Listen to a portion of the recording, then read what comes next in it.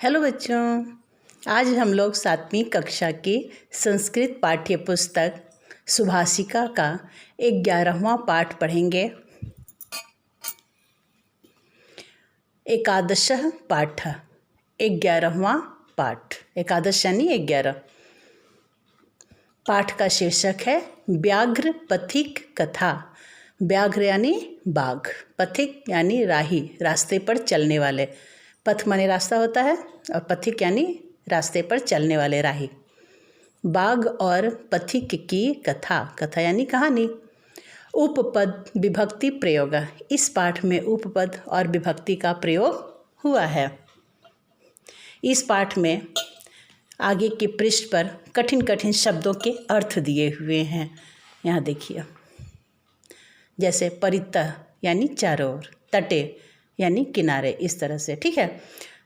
और फिर भी पाठ के बीच में अगर कुछ कठिन शब्द आएंगे तो मैं उसका अर्थ आप लोगों को बताती जाऊंगी, है ना। एकस्मिन् वने एक सरोवर आसीत्। एक जंगल में एक तालाब था।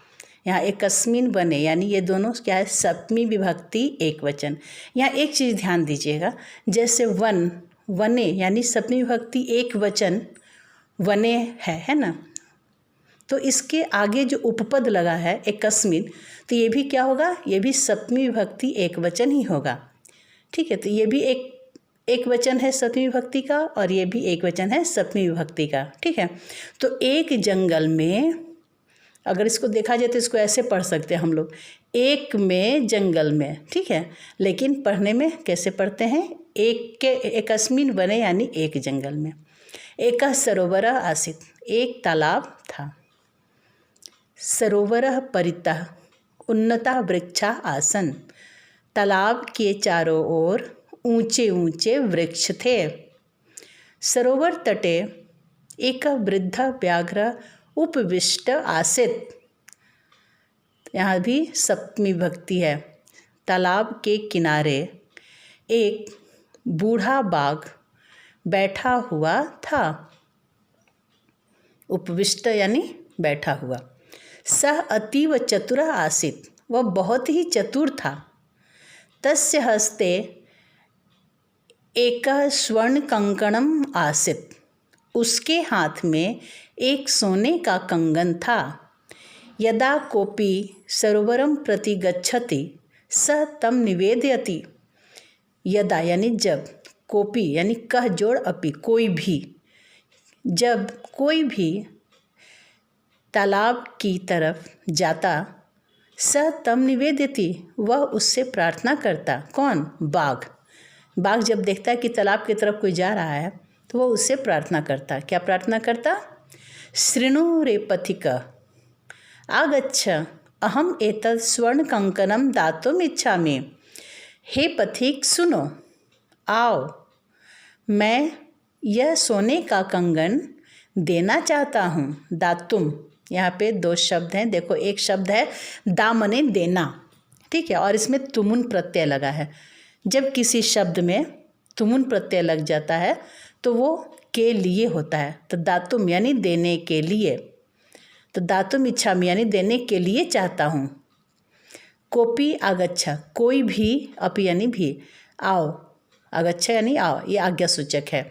नया एतत् स्वर्ण कंकणम, नया यानी ले जाओ इस सोने के कंगन को। तो यहाँ देखो, फिर से सुनो इसको, आगच्छ अहम एतत् स्वर्ण कंकणम दातुम इच्छामि, आओ, मैं यह सोने का कंगन देने के लिए चाहता हूँ, यानी देना चाहता हूँ।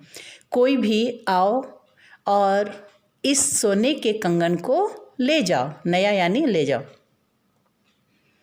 ततः लोभाकृष्ट एक पथिका सरोवर तटम आगच्छति, तभी लालच से आकृष्ट होकर यानी लोभ में पड़कर एक राही तालाब के किनारे आता है। आगच्छति यानी आता है। व्याघ्र तस्मै तथैव न्यवेदयत्,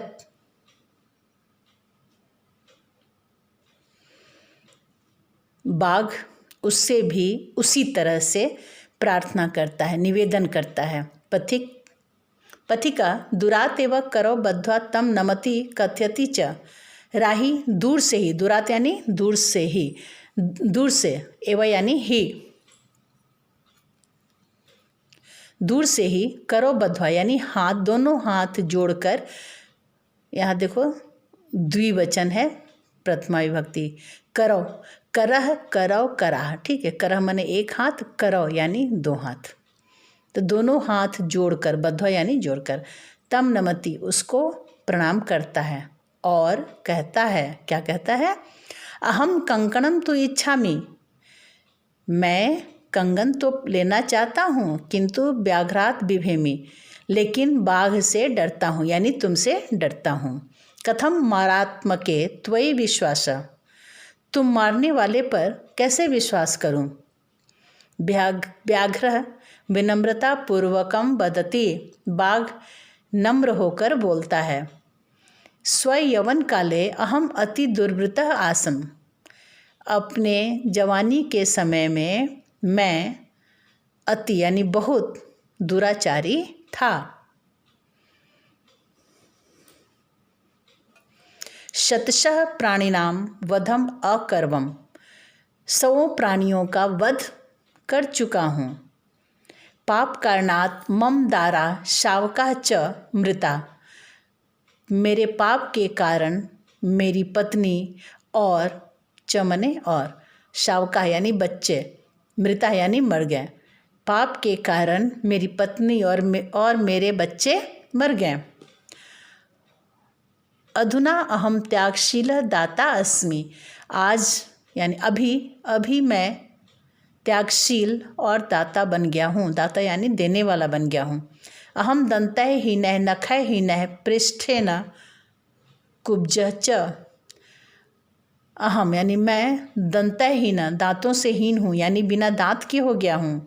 नखहीन यानी बिना नख के हो गया हूँ। पृष्ठे कुब्जः च, और पीठ पर कुबर आ गई है।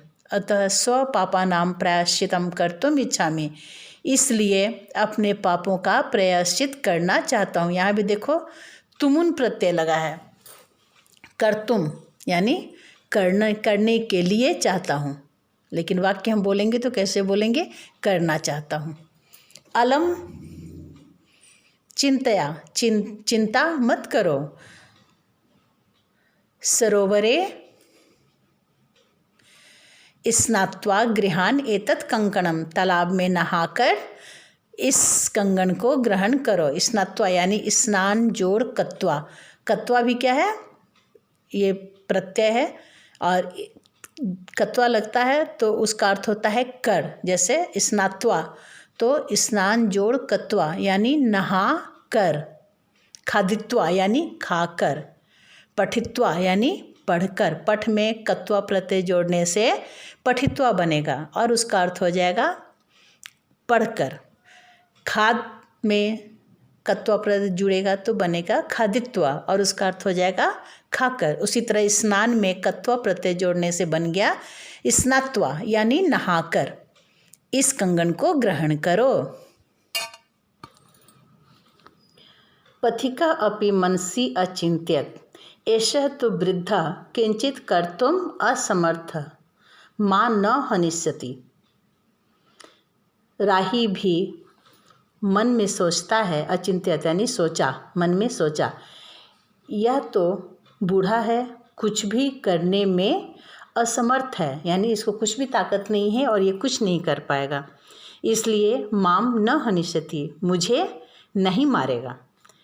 किंतु स अपृच्छत, लेकिन वह पूछता है, कुतः त्वं सुवर्णवलयम,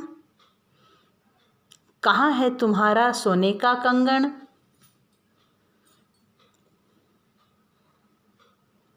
प्राप्तवान, कहाँ से तुमने सोने के कंगन प्राप्त किए। व्याघ्र अवदत्, बाघ बोला, एकदा मया एक धनिका हतः, एक बार मेरे द्वारा एक धनिक व्यक्ति मारा गया। यहाँ पे देखो मया यानी मेरे द्वारा, मैंने एक धनिक व्यक्ति को मारा, लेकिन यहाँ पे क्या है, ये कर्मवाच्य है, यानी कर्म के अनुसार क्रिया है कि एक बार मेरे द्वारा एक धनिक व्यक्ति मारा गया। तस्य हस्ते एव एतत् सुवर्णवलयम आसीत्, उसके हाथ में ही यह सोने का कंगन था। पथिकः तस्मिन् विश्वासम अकरोत्, राही उसका विश्वास किया। व्याघ्रः अवदत्, बाघ बोला, स्नान कृत्वा कंकणम गृहाण, स्नान करके कंगन को ग्रहण करो। कृत्वा, यहाँ भी देखो कत्वा प्रत्यय लगा हुआ है, ठीक है, तो कर, स्नान कर कंगन को ग्रहण करो। तत् यावत् पथिक लोभात् सरः स्नातुं प्रविशति तावत् महापंके पतति। तब जैसे ही राही लोभ से आकृष्ट होकर तालाब में नहाने के लिए प्रवेश करता है, बस उसी समय घोर कीचड़ में गिर जाता है। पतति यानी गिरता है, यानी कीचड़ में फंस जाता है। वहाँ पानी नहीं था, कीचड़ था। पलायितुम च अक्षम, और तैरने में, बाहर निकलने में असमर्थ हो गया। धूर्त व्याघ्र उच्च अहसत अवदत् च, धूर्त बाघ जोर से हंसा और बोला, ये सब भूतकाल है ना। शृणु रे पथिक, हे पथिक सुनो, अहम आगच्छामि, मैं आता हूँ, त्वाम पंकात निष्कासयामि, तुम्हें कीचड़ से निकालता हूँ। निष्कासयामि, तुम्हें कीचड़ से निकालता हूँ। शनैः शनैः गत्वा स व्याघ्र पथिक मारित्वा अखादत्, धीरे धीरे, शनैः शनैः यानी धीरे धीरे, गत्वा यानी जाकर। देखो यहाँ पे गम धातु में कत्वा प्रत्यय लगा है। जिस कत्वा प्रत्यय लगाने से क्या होता है, कर, जा कर, गम यानी जाना, कत्वा लग गया तो त्वा, तो गम जोड़ कत्वा गत्वा, तो यहाँ पे प्रत्यय लगा हुआ है कत्वा। गत्वा यानी जाकर। स व्याघ्र, वह बाघ पथिक को मार कर, यहाँ मारित्वा में भी देखो कत्वा प्रत्यय लगा हुआ है, तो मारित्वा यानी मार कर, अखादत खा गया। ये भूतकाल है, एक वचन, तो ये मार कर खा गया। तो बच्चों, इस कहानी से हमें क्या शिक्षा मिलती है कि कभी भी लालच में आदमी को नहीं पड़ना चाहिए और हिंसक पशु पर या किसी पर भी ऐसे ही बिना जाने विश्वास नहीं करना चाहिए। ठीक है बच्चों, अब हम लोग अगले वीडियो में इस पाठ का प्रश्न उत्तर पढ़ेंगे। यहाँ पे देखिए प्रश्न उत्तर दिए हुए हैं। इन प्रश्नों का उत्तर मैं अगले वीडियो में बताऊंगी। आप लोग वीडियो देखते रहिएगा।